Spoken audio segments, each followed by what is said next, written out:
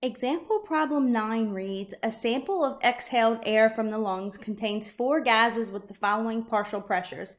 Nitrogen, 653 millimeters of mercury. Oxygen, 118 millimeters of mercury. Carbon dioxide, 30 millimeters of mercury. And water, 50 millimeters of mercury. What is the total pressure of the sample? So this is a Dalton's law of partial pressure problem. And the formula for Dalton's law of partial pressure is P total equals P1 plus P2 plus P3, etc., etc. That's it. There's nothing else to it.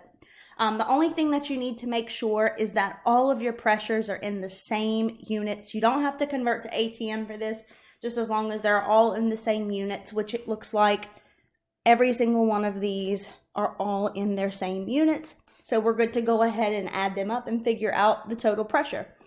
So P total equals 653 millimeters of mercury plus 118 millimeters of mercury plus 30 millimeters of mercury plus 50 millimeters of mercury.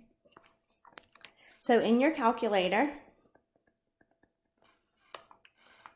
653 plus 118 plus 30 plus 50 equals a total pressure of 851 millimeters of mercury.